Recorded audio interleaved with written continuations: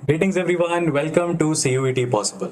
आज के इस पर्टिकुलर सेशन में शॉर्ट एंड क्रिस्प मेथड पे हम उन 5 बेसिक बातों को समझने की कोशिश करेंगे जिनके बेसिस पे आप अपना ड्रीम कॉलेज पा सकते हैं। CUET में जाना बहुत आसान काम है। CUET को क्रैक करना उससे भी ज्यादा आसान काम है अगर आपने फिल्टर कर लिया है कि आपको ड्रीम कॉलेज में जाना है। आपके सपनों का कॉलेज कौन सा है ये आपको आइडेंटिफाई पहले करना पड़ेगा। तो उसके लिए थोड़ा सा आपको रिसर्च करना पड़ता है, कॉलेजेस देखने पड़ते हैं, उनके कोर्सेज को चेक करना पड़ेगा। लाइक मिरांडा हाउस रैंक 1 आई है उसकी दिल्ली यूनिवर्सिटी में।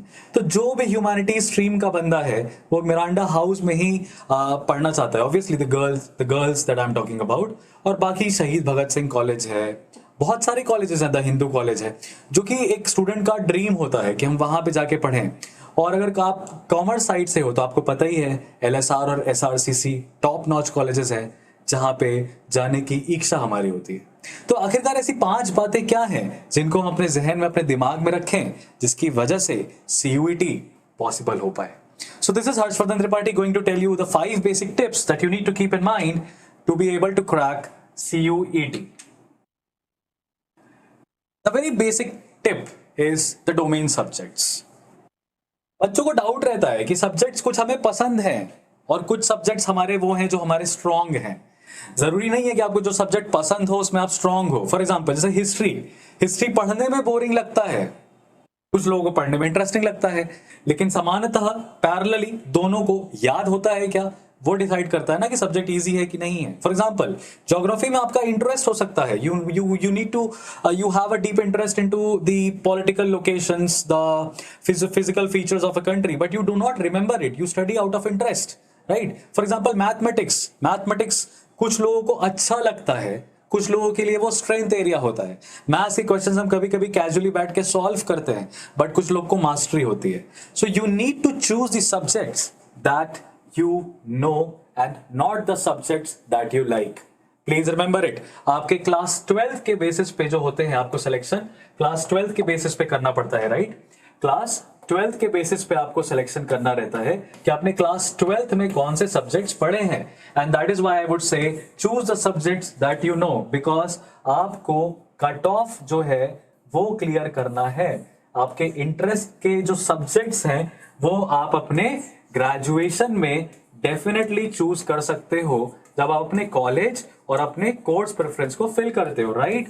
लेकिन आपके सब्जेक्ट्स जो हैं, जो आपके मार्क्स बढ़ाएंगे, वो तो वही सब्जेक्ट्स होंगे ना जिनको बारे में आपको बेसिकली पता है। So please remember that domain subjects आपके वो होने चाहिए that you know. Along with this, you need to make sure, dear, that the subjects that you know should also be in the list of the course, right? वो subject जो है that should be in the list of the courses or the subject list allotted by the respective universities.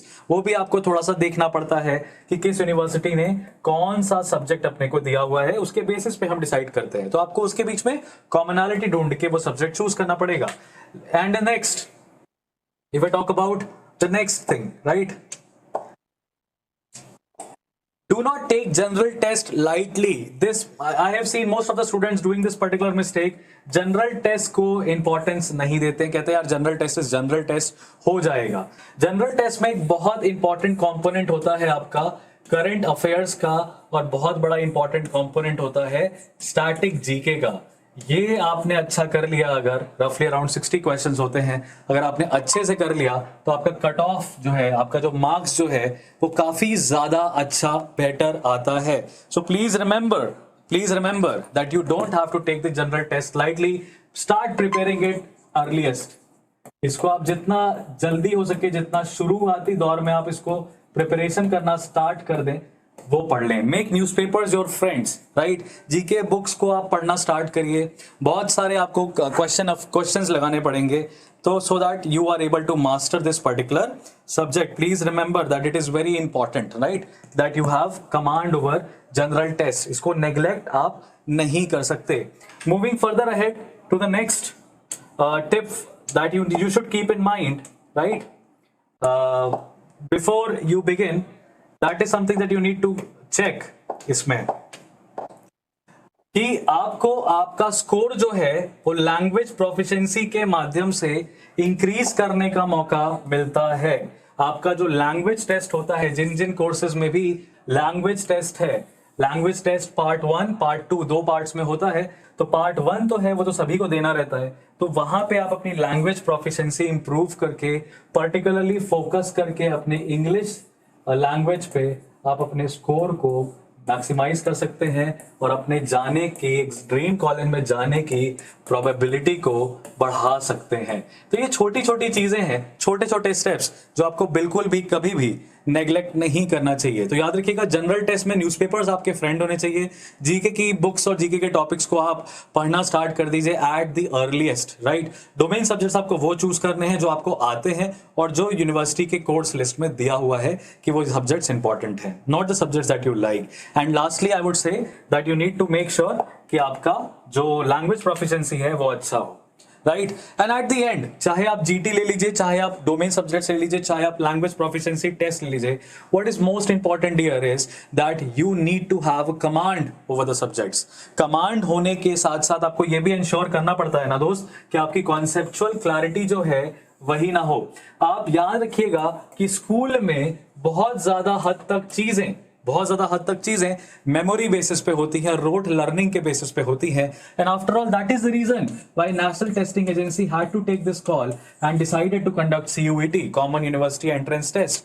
And this is why I am telling you that अगर conceptual clarity नहीं है तो आप वही रटंत विद्या पे विश्वास करेंगे, रोट लर्निंग पे विश्वास करेंगे, which is not going to play a very good role with respect to CUET is concerned, because there are around more than 2000 test papers that are created for number of aspirants, right, CUET में। तो कहां से सवाल पूछेंगे, कैसे सवाल पूछेंगे, हर चीज आप याद नहीं कर सकते। Conceptual clarity.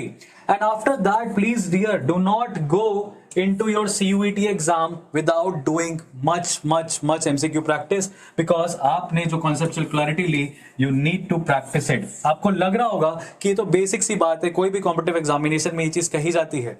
जी नहीं, कॉम्पिटिटिव एग्जामिनेशंस में कहीं कहीं पे conceptual clarity काम करती है, लेकिन CUET एक लौता ऐसा पेपर है जहां पे कॉन्सेप्ट्स के साथ साथ dear extensive practice will help you in reaching to your dream college. And this aspect, यहां पे तो बच्चे फोकस कर लेते हैं, लेकिन this aspect is largely neglected by most of the candidates, and I don't want you to do that. I want you to first get a conceptual clarity and then practice certain MCQs from that particular topic। आपने किसी topic को पढ़ा और फिर आपने sources इकट्ठा किए, online चले गए, आपने हमारे स्टडी मटेरियल को एग्जॉस्ट किया, तो ये चीज आपको ध्यान रखिएगा, यानी कि आपका जो स्टडी मटेरियल आपको दिया जाता है वो बहुत ही एग्जॉस्टिव स्टडी मटेरियल है, यानी वो बहुत ज्यादा स्ट्रीमलाइन करके बनाया गया है।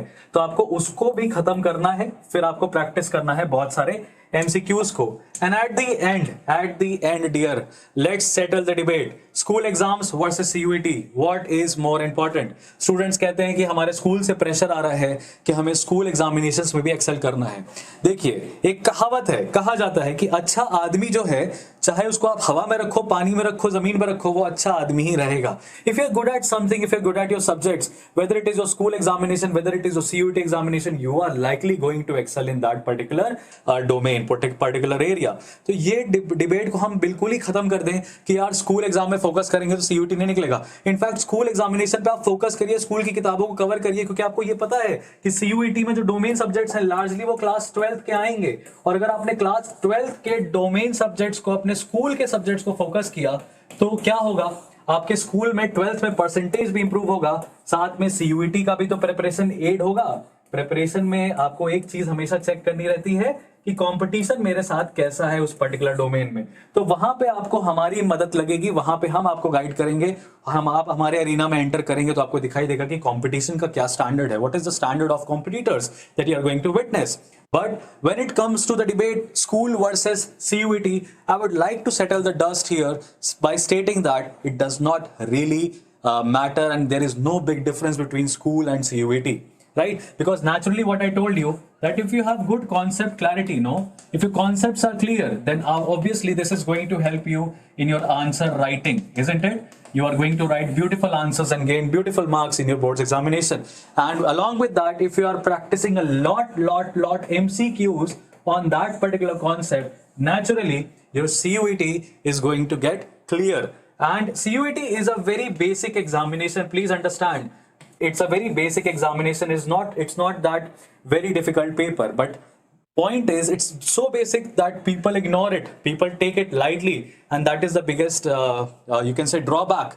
कोई चीज आसान दिखती है prima facie, but वो होती नहीं है because you need to get into the practice sessions more and more, and you need to make sure कि आपका डोमेन भी स्ट्रांग हो, लैंग्वेज भी स्ट्रांग हो, जीटी भी स्ट्रांग हो. एंड जनरल टेस्ट का कोई लिमिट नहीं है ना, उसमें करंट अफेयर्स भी आएगा, जीके भी आएगा, थोड़ा बहुत एनालिटिकल रीजनिंग, वर्बल एबिलिटी भी आपका आएगा, because it's a generic test. So please ensure ये 5 बातों को अपने दिमाग में रखिएगा and start preparing for your CUET examination as early as possible. This is the right time to hits your CUET preparation, to at least start it, get in the streamline, so that अगले 3 महीने में by the end of your March, you are fully equipped for CUET examination. You just have to give more number of tests and tests and tests in the following months. So these are the small things that you should keep in mind. Anything that you feel that is basically आपके दिल में जो तकलीफ है, जो कुछ दुख है, कुछ फैक्ट है, कुछ ओपिनियन है जिसके ऊपर आप क्लैरिटी चाहते हैं, कुछ ऐसा पॉइंट है जिसके ऊपर आप क्लैरिटी चाहते हैं, तो हमें कमेंट सेक्शन में पिंग जरूर करिएगा. बिल्कुल खुले दिमाग से, खुले मन से आप हमें कमेंट सेक्शन में बताइएगा कि आपके वैसे क्या डाउट्स हैं, क्या एप्रीहेंशन है एग्जामिनेशन के प्रति, क्या ऐसी क्वेरीज हैं जिस पे आप हमसे सोल्यूशन मांग रहे हैं, एंड डेफिनेटली हम आपको उस चीज का आंसर देयर एंड देन देने की कोशिश करेंगे. So this was Harshvardhan Tripathi signing off from today's simple analysis and understanding of how to crack CUET by 5 basic simple steps. Thank you so much.